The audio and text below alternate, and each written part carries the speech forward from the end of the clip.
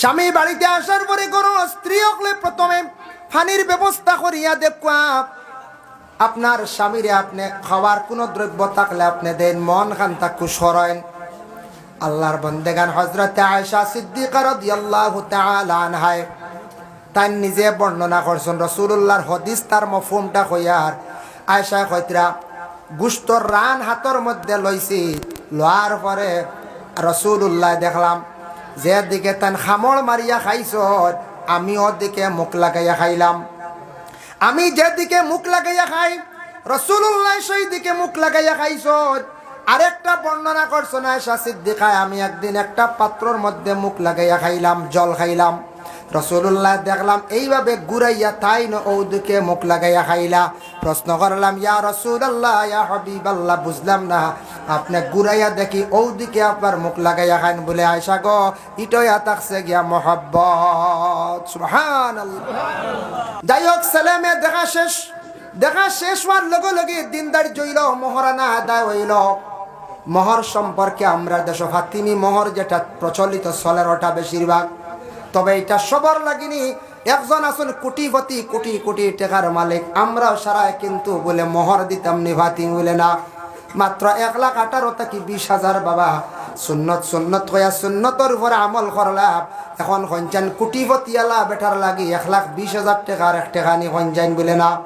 এর লাগে মেয়েটার যোগ্যতা দেখিয়া আর পুরুষের যোগ্যতা দেখিয়া, বিশেষ করিয়া ধন সম্পদর মিল রাখিয়া মহারানা কিছু বাড়াইয়া মেয়েটার দিতা।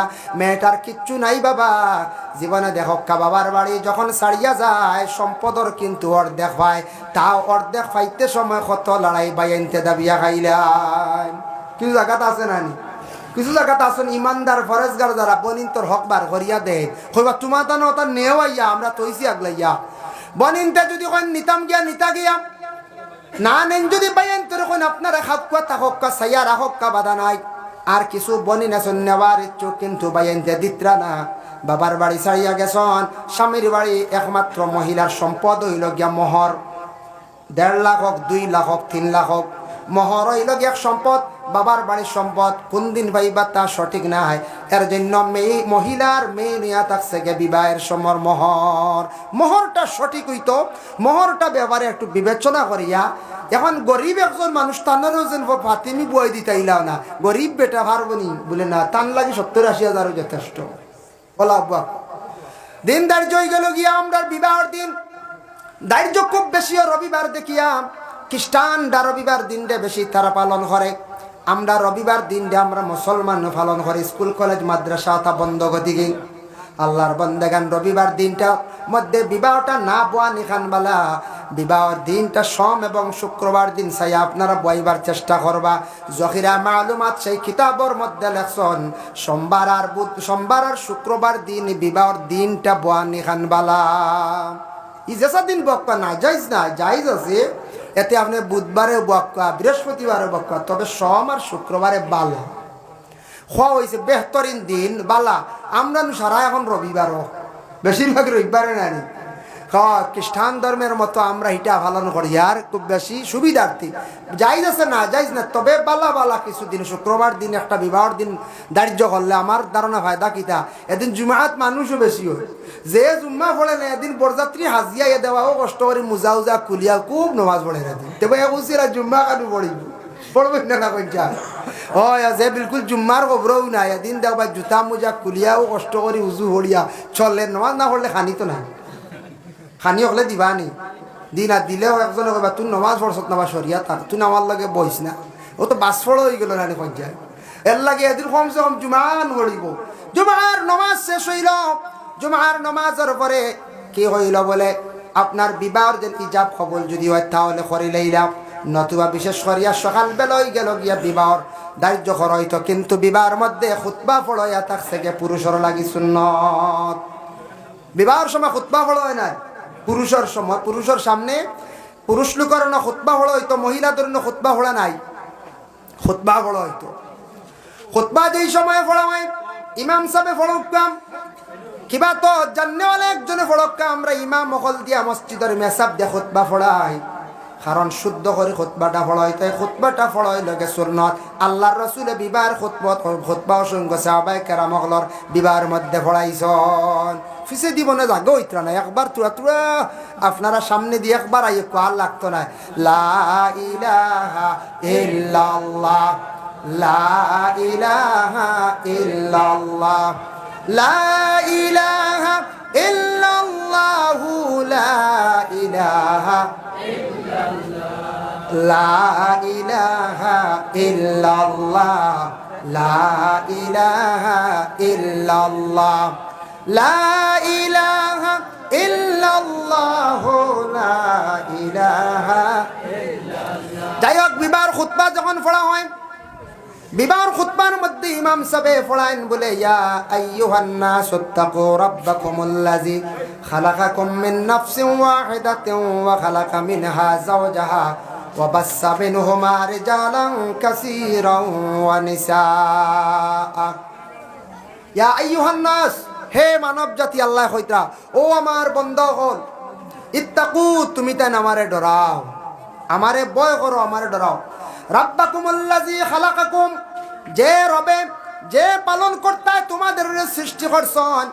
রাব্বাকুমুল্লাযী খালাকাকুম মিন নাফসিন ওয়াহিদা, এই রবে, এই আল্লাহ সর্বপ্রথম একজন সৃষ্টি করছেন, যেই নইলা গিয়া হযরতে আদম আলাইহিস সালাম।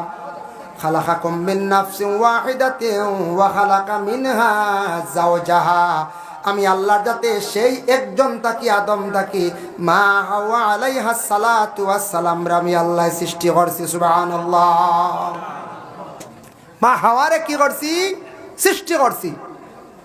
বাবা জানিয়া রাখেন, মা হাওয়ারে আল্লাহ সৃষ্টি করছেন। আদম তাকে সৃষ্টি করার পরে প্রথমে আদম বেহেশতের মধ্যে একা অবস্থা ছিল, কোনো আর সাথী নাই। আদম একা অবস্থায়, আদমের হাড্ডি তাকি মা হাওয়ার সৃষ্টি করছেন। আপনাদের জানা আছে, যেমনি আদমের সুন্দর রূপ দেখছেন, দেখার সঙ্গে সঙ্গে চাইছেন মা হাওয়ারে জড়াইয়া ধরতে। আল্লাহ নিষেধ করলা, ও আদম তোমার জন্য সোয়া মানে ধরা যাইজ নাই। বলে এখানে বলে তুমি যদি এই বান্দি আমি সৃষ্টি করছি, তুমি একজন পুরুষ আর একজন মহিলা, তোমার জন্য সৃষ্টি করছি, ঠিক আছে, তবে তুমি এনরে সইতে হইলে, এনরে তুমি ব্যবহার করতে হইলে বিনিময়ে টান লাগি কি করা লাগবো? মহরানা তুমি আদায় করতে লাগবো। ওটা কি আইল মোহর? আল্লাহ মোহর কি দিতাম? বলে তোমার জন্য মোহর হইছে গিয়া নবীর উপরে তুমি দুরূদ শরীফ পড়িলাও। দুই রাওয়ায়াত আইছে, এক রাওয়ায়াতে আছে 10 মর্তবা দরুদ, আর এক রাওয়ায়াতে আছে 20 মর্তবা দরুদ। 20 মর্তবা দরুদ নবীর উপরে পড়িছন, আদমের মোহর আদায় হয়ে গেছে। মাই হাওয়ার সঙ্গে তেন ব্যবহার করডা, গল্প করডা, বেহেশতের মধ্যে সুখ শান্তিতে জীবন কাটাইতাম। স্বামী স্ত্রীর দৈনন্দিন জীবন যদি সুখে চলি যায়, শয়তানে চাইব বাধা দিত, ঘরের মধ্যে ঝগড়া লাগাইতো। আর কিছু আসন মানুষ শয়তান রূপ, বালা এক পরিবার চলে গেলে চাইবা ও পরিবারটা কিভাবে লাগাবাজা করিয়া ধ্বংস করা যায়। কইবা মানুষ শয়তান রূপ আসননি, মিনাল জিন্নাতি ওয়ান নাস, কোরআন শরীফ আছে না নি? জিন্নাতি ওয়ান নাস ও সূরাত ও আয়াতের ব্যাখ্যাত লেখছন, একগুলো মানুষ আসন, এরা ইনসান কিন্তু এরা জিন্নাত রূপী। বুধ ভাই সিনেমা ও আয়াতের ব্যাখ্যাত আনছন, ইনসান দেখবা কিন্তু এরা জিন্নাত রূপী, জিন্নাতল লাগান জঘন্যতম কাজ করেন, শয়তানেওয়ালা বাদ বাদ কাম করে। এক মানুষের কাছে এমন খাসিয়ত গুলা দেখবা সব শয়তানের বুড়া খাসিয়ত। আদম ও হাওয়া বেহেশত জীবন বালাঘাটের শয়তানে লম্বা ঘটনা খোয়ার উদ্দেশ্য হলো সুযোগ লইয়া দুইজনে বেহেশত থাকি বাহির করছে। বেহেশত থাকি বাহির করতে সময় দেখো মহিলার হাত পর্যন্ত দোয়া, হাত পর্যন্ত ডাকিয়া রাখার হুকুম খেনে আইল, ইবাজু খেনে বারণি। মাই হাওয়ায় ফল ফাড়িতে সময় ওলা হাত বাড়াইছিলা, হাত অতখান বাইর হইছিল, কতখান? ও আমরা উজুর মাঝে 4 ফরজর মধ্যে আইছে, বলে অতখান পর্যন্ত যে মাই হাওয়ায় হাত বারইছিল, তান গড় তাকি যত আওলাদ আমরা সিরিয়ালে আইলাম, সারায় অতখান পর্যন্ত হাত ধোয়া লাগে, অতখান তান এই দিন ফল ফাড়িতে সময় বার হয়ে গেছিল। সুবহানাল্লাহ। আইলা 2 নম্বরে মাথা মুখ বাহির হয়ে গেল গিয়া, ও আইল মুখ ধোয়া, এবার সাইতে হইলা বন্ধ হইলে দেখবানি মা হাওয়ায় মুখর খাপড় ফেরাইছিলাম, মুখ ধোয়া। তিন নম্বরে মা হাওয়ায় ডিগি দিতে সময় দুইটা কাম হইছে বাবা। একটা হইল গিয়া মা হাওয়ায় ডিগি দিতে সময় ফানি আকির উপরে কাপড় উঠি গেছে টান খাইয়া এর লাগি ফাও দুয়া টখনু পর্যন্ত। আর 4 নম্বরে উপরে দিয়া মা বইন হকলে উড়ি ফাড়ন দেখছি আমদার মা চাচি হকলে সিংলা লাগিয়া এমনেও মাথার কাপড় সরি যায়। মাই হাওয়ার কাপড় সরার কারণে মাথা মুছে আমদার আইছে ও তাকি আমদার কুজুর মাঝে চাইর এই সাইডটা দোয়াও লাগে না দুই লইব নি আদমের সন্তান হকলে হৌ যেন 12 শ্লোক মাই হাওয়ার বারণির কারণে ও তখন দোয়া মুখ দোয়া মাথা মুছো করা হাও দোয়া ডিগি দিতে সময় টকনু পর্যন্ত খবর উঠি গেছিল গিয়া। আল্লাহর বান্দাগান এর জন্য বিশেষ করিয়াও মহরাইল উত্তাকিয়া, যার জন্য যেই সময় ইমাম সাহেব খুতবা পড়ান খুতবা পড়াইতে সময় করিয়া আইয়ুহান নাসুত্তাকু রাব্বাকুমুল্লাযী খালাকাকুম মিন নাফসিন ওয়াহিদাতিন ওয়া খালাকা মিনহা যাওজাহা আয়াতের অর্থ হইল ও বান্দা তুমি আল্লাহরে ডরাও রে। আগে তুমি ছিলাই একা, আগে তোমার উপরে কোনো দায়িত্ব আসলো না, তোমার উপর কোনো বোঝা আসলো না, তুমি নিঃস্বাধীন আসলাই, বাবার দায়িত্বে ছিলাই। আজকে তাকে তুমি দায়িত্ব গ্রহণ করডায়, তুমি ফরর মেয়ে তোমার দায়িত্বে তুমি আন্ডায়, তোমার উপরে এখন বোঝা উঠে রে, তুমি এখন দায়িত্বশীল হইতরায়। তুমি আল্লাহরে ডরাও। আগে ভুল করিলাইছো বিবাহর আগে, এখন যদি বিবাহ করিয়া আর এক বড় ভুল করিলাও ইকান আল্লাহ জলদি তোমার স্বার্থ নাই। আল্লাহ কি কয় ইত্তাকু রাব্বাকুমুল্লাযী খালাকাকুম, ডরাও তুমি আল্লাহরে। সর্বপ্রথমে আল্লাহ একজন সৃষ্টি করছেন আদম, আদম পরে হাওয়া, হাওয়ার আদম তাকি আল্লাহ রিজালান কাসীরান ওয়া নিসা, পুরুষ মহিলা বেশিমার সৃষ্টি করছেন। তবে একটা মিকদার আছে, জাকিরা মালুমাত দেখলাম মা হাওয়ার পেটে তাকি এক রাওয়ায়াত 40 আর এক রাওয়ায়াত 120। আমরা দেশে এখন 10 জন যদি সন্তান কোনো মহিলার মানছে হইয়া আল্লাহ আসিবা ইতা কিতা আল্লাহ কইবেন না, না ইটা পারে না, এটা দুষ পারে না। একজন মহিলা যদি সন্তান তান পেটত থাকি 10 জন 12 জন যদি সন্তান জন্মগ্রহণ করেন, কিন্তু ইটা লিয়ে হাসাহাসি করতাম না। এক স্বামী স্ত্রী জীবনে সন্তান ভাইন বালা খারাপ নাই, তবে এটা আমরার মধ্যে বিবেচনা। যদি সন্তান পালিয়া যদি সন্তানটা মানুষ যদি বানাইতাম পারি না, তে বেশি সন্তানের প্রয়োজন নেই, জি না। যদি বানাইতাম পারি না, বাড়ির জায়গা মাত্র এক পাওয়া, এখন সন্তান বানাই ফাইল 5 জন 6 জন ছেলে সন্তান জাগাইতাম পারমু, চিন্তা ধারণা বলে না আগে তুই রুজি করমু, রুজি কিতা হইব কিতা না একটাও না খাওয়াইতে হবে, এর লাগে ইটাও চিন্তা ধারণা করা দরকার। তবে সন্তান বেশি হইলে মাথিতায় না, এটা মাথা ঠিক নাই। ও সন্তানের সামনে খুতবা পড়ো, এইগুলো খুতবা পড়ার লগে লগে স্বামী স্ত্রীর যেই স্বামীর বিবাহ যেই সময় ফড়ানি হয়ে গেল গিয়া, অমুকর মেয়ে অমুক কত টাকা মহারানা সাব্যস্ত করিয়া তাই নামারে উকিল ফাটাইছন বা উকিল হিসাবে আমরারে দান ফাটাইছন মানছন, আমরা তোমার কাছে নিকাহ দিলাম, অমুকর মেয়েরে তুমি স্ত্রী বলিয়া গ্রহণ করলাইনি। খোয়ার লগে লগে মাঝখানো কোনো মা থামাইতো না, না হামানি বালা লগে লগে কইলা কোয়া বলে আমি কবুল করলাম আলহামদুলিল্লাহ। ছেলেরা দেরি করবা না, আমরা দেশ যখন 2 বার শোনা লাগে বুঝেছেন, 2 বার না হইলে হয় না, 3 বার না হইলে হয় না। মা বইনক লেওয়ালা কইতাম আরবিতে যদি ওখানে কাবিল তু হইব, তবে আলহামদুলিল্লাহ আল্লাহর প্রশংসা খান লগে ফুরাইবা বালা বরকত হইব বিবাহের মধ্যে। এর জন্য আল্লাহর প্রশংসা করতে আজকে স্বামী স্ত্রী, তারা স্বামী স্ত্রী অতদিন আলোক আলোক আসলো, আজকে তাদের জীবন একত্রিত করার 2 জনের। যার জন্য আল্লাহর বন্দেগান ইমাম সাহেব যেন খুতবা ফড়াইলা, খুতবা ফড়ানিটা হইল গিয়া সুন্নত। আর বিবাহের সময় ইজাব কবুল আদায় হয়ে গেল, ওই সময় মিঠা জাতীয় জিনিস খাওয়া ব্যবহার করা হইল গিয়া সুন্নত। ও আমরার দেশ খাজুর দিয়া বিবাহর মানে শিরনিকরণ, এটাও সুন্নত। রাসূলুল্লাহ খাজুর বেশি পছন্দ করতা, মিঠা জিনিস খাইলা লগে লগে এটা সুন্নত হয়ে গেল। 2 যখন ছেলে মেয়ে বিবাহ হয়ে গেল গিয়া, ইজাব কবুল হয়ে গেছে গিয়া, তাদের স্বামী স্ত্রী জিন্দেগি আই গেছে গিয়া, বিবাহ করার পরে কেউ চিন্তা করডা, কোনো বাইরিলা চিন্তা জাগতে পারে রে আমার বাবা তো আনিয়া দিলাইছন মেয়েটা, ধনী ফ্যামিলির তাকিয়া খুশি, আর কেউ কইতা পারেন বলে গরিব তাকিয়া আনিয়া দিলাইছন আমি কিন্তু বেজার।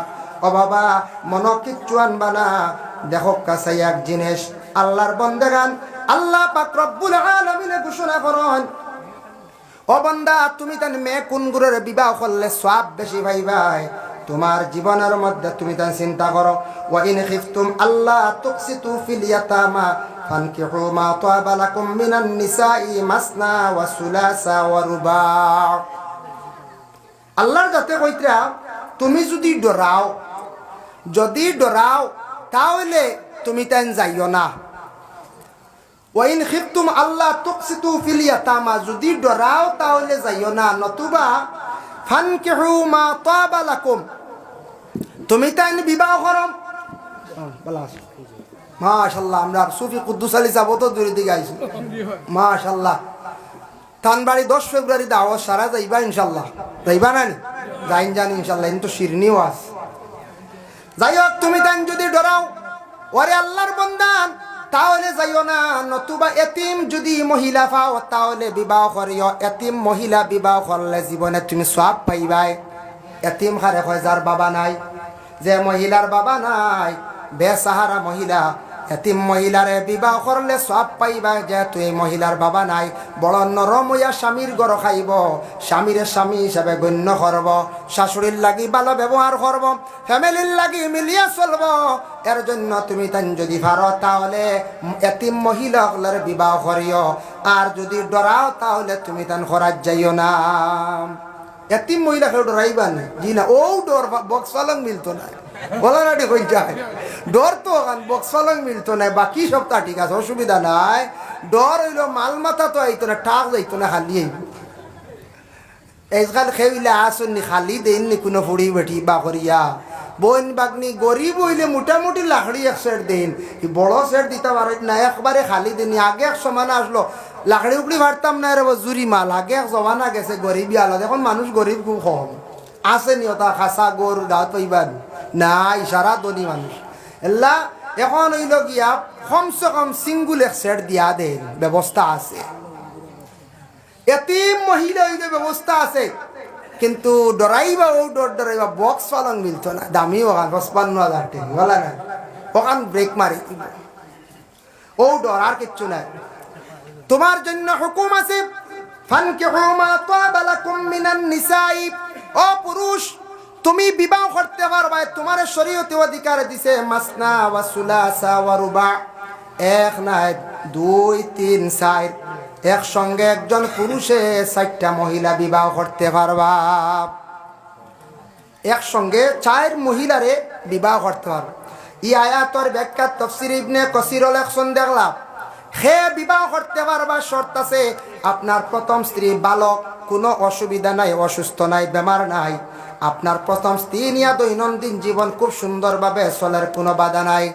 আপনি আর বিবাহ করার যাই না জানি, আপনার জন্য আবার আল্লাহ ঘোষণা দিছেন ফাইন খিফতুম আল্লাহ তা'দিলু ফাওয়াহিদা, বাস যদি চলি যায় ওই যায় এক বিবাহের উপর তুমি তান অটল থাকো, এক বিবাহের উপর অটল থাকো, ফাজিল বেরাসরাত যাইও না।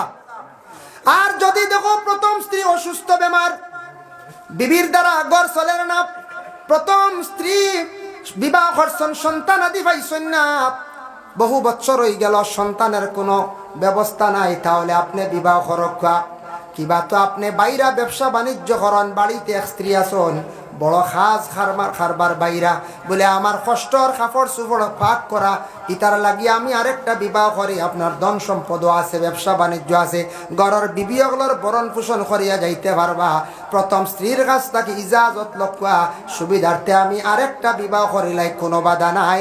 নতুবা ফাওয়াহিদা, এক বিবাহের উপর অটল থাকা, ওটা সুন্দর জীবন, ওটা সুন্দর না নি। এক বিবাহের উপর প্রয়োজন যদি হয় বিবাহ 2টা করতাম। আমাদের দেশে কোনো সময় মহিলাদের সন্তানাদি নাই বাবা, কোন মহিলারে আল্লাহ সন্তান দিছে না, স্বামী সবর করছেন 2 বছর, 3 বছর, 4 বছর, 5 বছর, 10 বছর পর্যন্ত সবর করছেন। সবর তো বালা সবরু নিসফুল ঈমান, সবর করতা। যেহেতু হযরত ইব্রাহিম আলাইহিস সালাতু ওয়াস সালামে বিবি সায়রার বিবাহ করছেন, বিবি সায়রার বিবাহ করার পরে বহু বছর পূর্ণ হয়ে গেল, কোনো সন্তানাদি নাই। পরে বিবি হাজেরারে আনছেন, সায়রার পরামর্শে সায়রায় কইছেন আপনি বিবাহ করকা। ও আনছেন বিবি হাজেরারে আনার পরে তান বিবাহ করলা, বিবি হাজেরায় গর্ভধারণ করিলাম।